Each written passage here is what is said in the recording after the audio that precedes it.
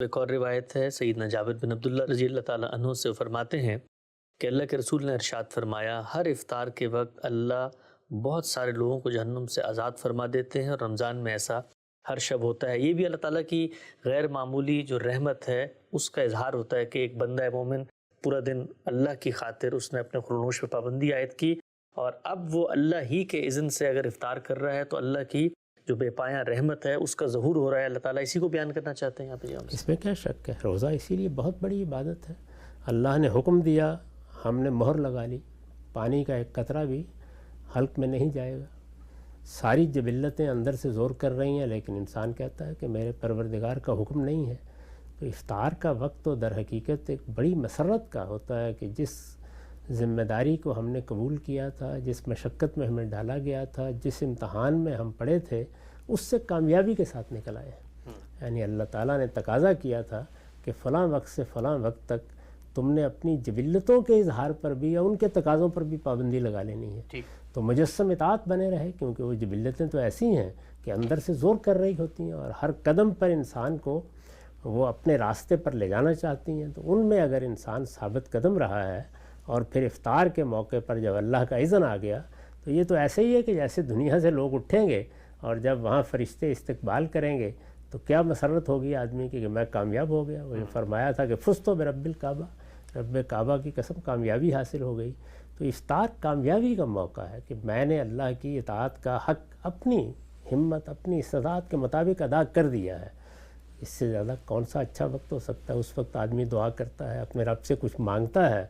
تو وہ بھی مسرت کے ساتھ دیتا ہے، وہ بھی خوشی کے ساتھ دیتا ہے کہ میرے بندے نے میری اطاعت کا حق ادا کیا۔ بالکل نقطہ واضح ہو گیا۔ ایک اور روایت مختصر سی خام صاحب، حضرت ابو ہریرہ کی روایت ہے، وہ کہتے ہیں کہ اللہ کے رسول نے فرمایا، پانچوں نمازیں اور جمعے سے دوسرے جمعے تک اور رمضان دوسرے رمضان تک درمیان میں ہونے والے گناہوں کا کفارہ بن جاتا ہے، بشرط یہ کہ وہ کبیرہ گناہوں سے پورا سال بچا رہے۔ ہم سب یہ کیا پہلو ہے؟ یعنی ہم نے تو یہ سنا ہے کہ جی وَمَن يَعْمَلْ مِثْقَالَ ذَرَّةٍ خَيْرًا يَرَهُ وَمَن يَعْمَلْ مِثْقَالَ ذَرَّةٍ شَرًّا يَرَهُ، چھوٹا سا بھی گناہ ہوگا تو وہ روز آخرت پیش کر دیا جائے گا۔ لیکن آپ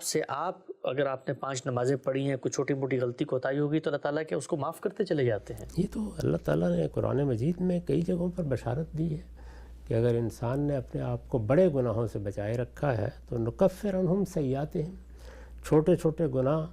یا ان گناہوں کے مقدمات میں انسان اگر مبتلا ہوا ہے تو یہ معاف ہو جاتے ہیں اور خود بخود معاف ہو جاتے ہیں۔ پھر ان کی معافی کے اسباب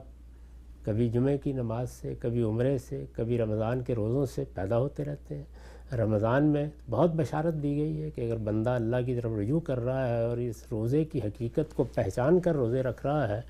اور اس کے پیش نظر اس کے باطن میں یہی چیز ہے کہ میرے اندر تقویٰ پیدا ہو، میں اپنے رب سے ڈرنے والا بن جاؤں، میں اس کی ہدایت کا پیروکار ہو کر زندگی بسر کروں، تو ایک ایک لمحہ اس کے لیے معافی کا ذریعہ بنتا چلا جاتا ہے۔ یہ انسانی رویے ہیں در حقیقت، وہ اگر اندر سے رویے درست ہو گئے ہیں تو اللہ تعالیٰ کے ہاں پھر رحمتیں ہی رحمتیں ہیں، اللہ تعالیٰ کے ہاں پھر نعمتیں ہی نعمتیں ہیں، پھر اس کا انجام اللہ کا فردوس ہے۔ اس میں یہاں پر بھی ایک قلب مطمئن حاصل ہوتا ہے، اور وہ بشارت بھی انہی لوگوں کے لیے ہے کہ اے میرے بندو، آؤ اس جنت میں داخل ہو جاؤ جو میں نے تمہارے لیے تیار کر رکھی ہے۔ یہ سب اسی کا صلہ ہے کہ انسان نے اپنے آپ کو لوٹایا، رجوع کیا، تائب ہوا، ندامت پیدا ہوئی، اپنے پروردگار کو پہچانا، موقع ملا تو اس سے فائدہ اٹھا لیا ہے، تو پھر رحمت ہی رحمت۔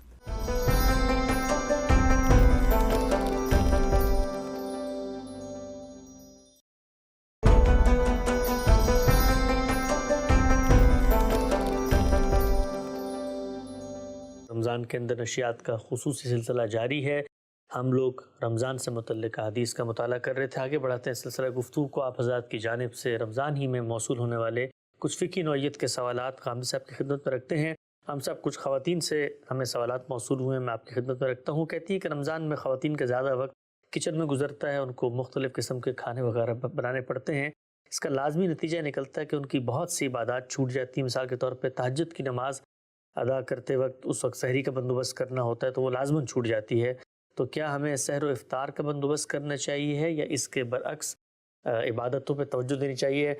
ہم لوگ جو بر صغیر کے پس منظر کے لوگ ہیں، ظاہری بات ہے ہماری رمضان کے اندر خاص قسم کی ڈیمانڈز اور توقعات ہوتی ہیں گھر کی جو خواتین ہیں اپنی ماؤں سے اپنی بہنوں سے کہ وہ اہتمام کریں چیزوں کا،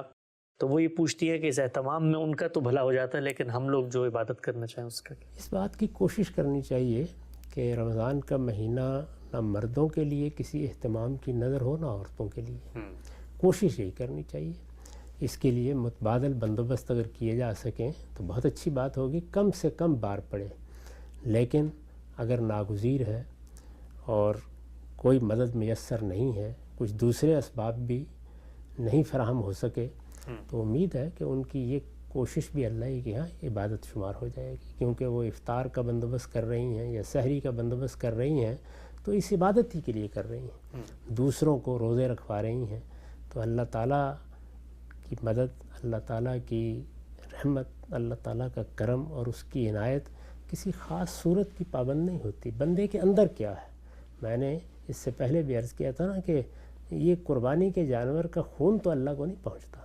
فرمایا تقویٰ پہنچتا ہے۔ تو اگر وہ کھانا پکاتے ہوئے کام کرتے ہوئے اللہ کو یاد کر رہی ہیں، عبادت کی بھی ایک تو خاص صورت ہوتی ہے نا، آپ نے نماز پڑھی ہے، آپ تلاوت کرنے بیٹھ گئے ہیں، لیکن آپ سبحان اللہ پڑھ رہے ہیں، الحمدللہ پڑھ رہے ہیں، اللہ کو یاد کر رہے ہیں، آپ اللہ کے خوف کا احساس کر کے تمام کاموں میں لگے ہوئے ہیں، تو آپ کے باطن میں اگر ذکر ہے، شکر ہے، آپ کی زبان پر اچھے کلمات ہیں، تو ان کے لیے تو فارغ ہو کے بیٹھنے کی ضرورت نہیں ہے، تو وہی بہت ہو جائیں گے۔ روایتوں میں آتا ہے نا کہ ایک الحمدللہ کا کلمہ ہی میزان کو بھر دے گا، سبحان اللہ۔ تو اس لیے اللہ تعالیٰ نے بہت سے راستے ہمارے لیے کھول رکھے ہوئے ہیں، اللہ تعالیٰ کی طرف سے رحمت ہی رحمت ہے۔ اگر موقع مل گیا ہے کہ آپ تہجد بھی پڑھ رہے ہیں، آپ نوافل بھی پڑھ رہے ہیں، آپ کے پاس فراغت بھی ہے، تو اس کا اہتمام کریں۔ اگر کوئی اور مصروفیت ہے، ممکن ہے کہ خواتین کو چلیے کو کھانا پکانا ہے یا اور کوئی اہتمام کرنا ہے، مزدوروں کو مزدوری بھی کرنی ہوتی ہے، بعض لوگوں کے لیے مشقت کے مواقع ہیں، تو ان میں یہی ہے کہ اللہ کو آپ اپنی زبان سے یاد کرتے رہیں، دل سے یاد کرتے رہیں۔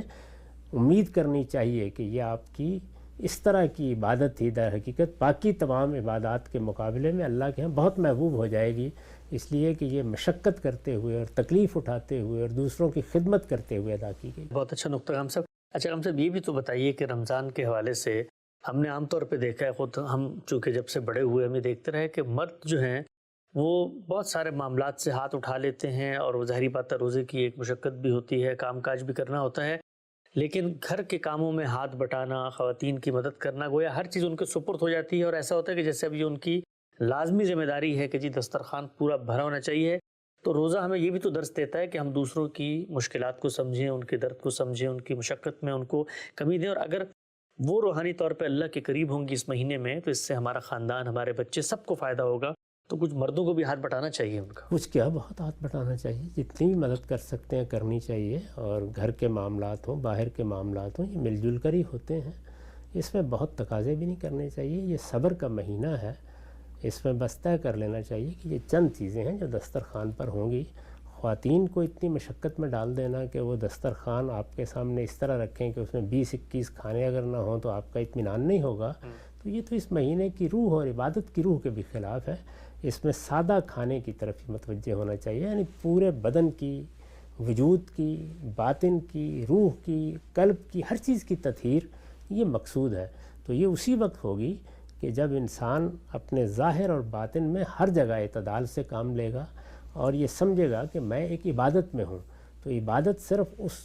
عرصے کے دوران میں نہیں ہوتی جس میں ہم روزے سے ہوتے ہیں، بلکہ یہ پورا مہینہ عبادت کا مہینہ ہے۔ اس میں اگر ہم اپنے کھانے پینے میں احتیاط کریں گے، اگر ہم جزرسی سے کام لیں گے، اپنے معاملات کو معتدل رکھیں گے، تو یہ سب چیزیں تربیت کا ذریعہ بنیں گی۔ ان سب کا اہتمام کرنا چاہیے، اور ان سب کے اہتمام ہی سے روزے کی حقیقی روح انسان کے اندر پیدا ہوتی ہے۔ بہت غام صاحب، آج کی نشست کا آخری سوال، ہم نے دیکھا ہے کہ جو مذہبی ماحول ہوتا ہے یہ بچوں میں بڑی اٹریکشن کا باعث بنتا ہے اپنے دین سے لگاؤ کی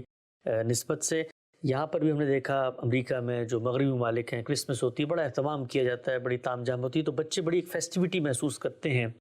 تو رمضان کے اندر چھوٹے بچوں کو جو اس وقت شعور کی عمر کو پہنچ رہے ہیں، اپنے دین کے ساتھ ان کا تعلق مضبوط ہو، وہ جڑیں، تو ان کے لیے تو یہی ہے کہ جی افطار کا وقت ہے، سحری کا وقت ہے، کوئی مزے مزے کے کھانے کھا رہے ہیں، کچھ آپ جا رہے ہیں، کوئی لائٹیں لگی ہیں، کچھ اس طرح کی چیزیں۔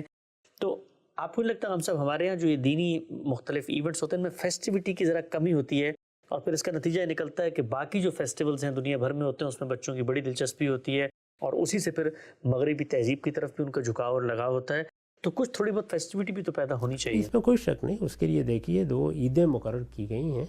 رمضان کے مہینے میں بھی اگر مراسم کی حد تک کوئی چیز آپ اختیار کرتے ہیں جو بچوں کے لیے دلچسپی کا باعث بنے تو وہ قابل قبول ہی ہوگی, اس میں کوئی حرج کی بات نہیں ہے. لیکن جس چیز کو بچوں کو منتقل ہونا چاہیے وہ یہ کہ بہرحال یہ میلہ نہیں لگا, یہ عبادت ہے. تو عبادت کی روح قائم رہے, عبادت کا پیغام بچوں تک پہنچے, آپ کے پورے گھر میں عبادت کی فضا بنے, یہ چیز ہی ہے در حقیقت جو مقصود ہے. اگر ہم اس کو بالکل میلے ٹھیلے میں بدل دیں گے تو اس کے نتیجے میں تو عبادت ختم ہو